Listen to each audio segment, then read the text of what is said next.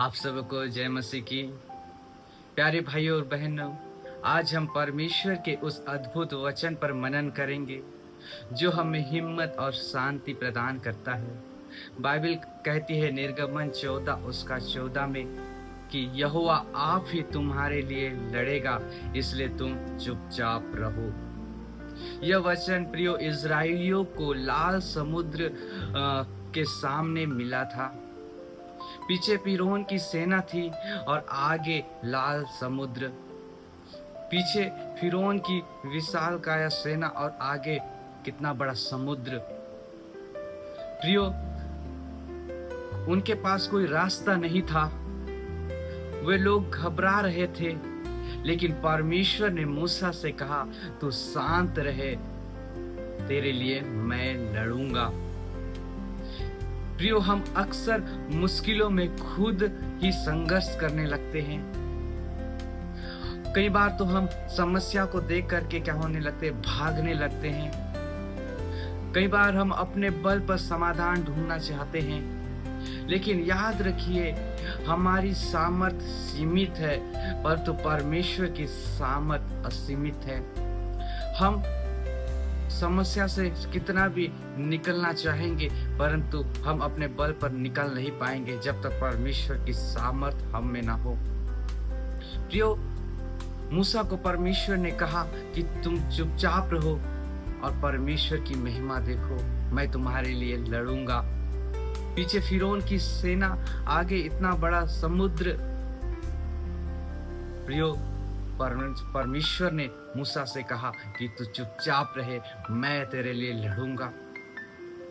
प्रियो, जैसे इज़राइली समुद्र पार नहीं कर सकते थे अपने बल पर, वैसे ही कई परिस्थितियां हमारे जीवन में आती है जहां हमारा बल असफल हो जाता है, जहां हमारी ताकत असफल हो जाती है। ऐसे समय में हमें शांत रहना चाहिए, बाइबल बताती है, और परमेश्वर को कार्य करने देना चाहिए।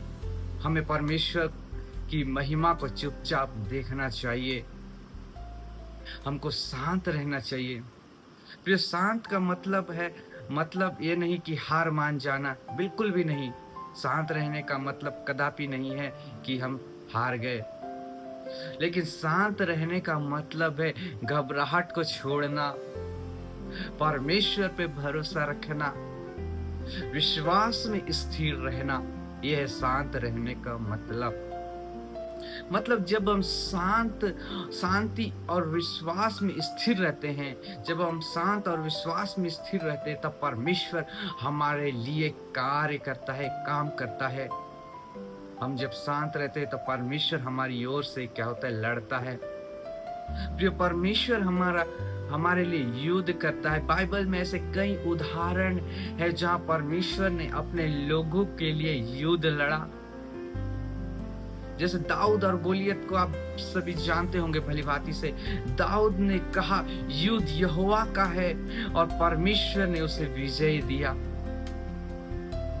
यहोशापात, जब आप दूसरा इतिहास की पुस्तक 20 अध्याय जब आप आगे पढ़ते हैं, तो परमेश्वर ने कहा तुम्हें लड़ने की जरूरत नहीं है, स्थिर रहो और उद्धार देखो।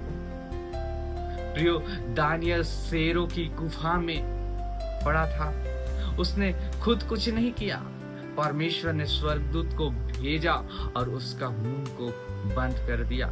इन्होंने प्रियो परमेश्वर की सहायता से इन्होंने युद्ध जीता, इन्होंने परिस्थितियों से जय पाया। हर परिस्थिति में जब लोगों ने परमेश्वर पर भरोसा किया है, उनके लिए परमेश्वर खड़ा हुआ है, परमेश्वर लड़ा है। आज हम कई तरह की लड़ाइयां लड़ रहे हैं, जैसे बीमारी की लड़ाई है, असफलता की लड़ाई है, आर्थिक संकट की लड़ाई है, परिवारों में समस्या की लड़ाई है, भविष्य की चिंता है, आर्थिक संघर्ष है। इन सब में परमेश्वर कहता है प्रियो मत डर, मैं तेरे लिए लड़ूंगा। हमें केवल शांत रहना है और विश्वास करना है कि हाँ, परमेश्वर कार्य करेगा, हाँ, परमेश्वर हमारे लिए लड़ेगा। प्रियो, हम शांत कैसे रह सकते हैं? पहला तो है प्रार्थना में स्थिर। प्रार्थना जब हम करते हैं प्रियो, और बाइबल बताती है फिलिपियो 4 उसका 6 और 7 वचन की चिंता मत करो, डरो मत, बल्कि हर बात को प्रार्थना में परमेश्वर के सामने रखो। दूसरा, परमेश्वर के वचन पर भरोसा रखो। उसका वचन प्रियो हमें शांति और मार्गदर्शन देता है। तीसरा है, विश्वास में डटे रहो।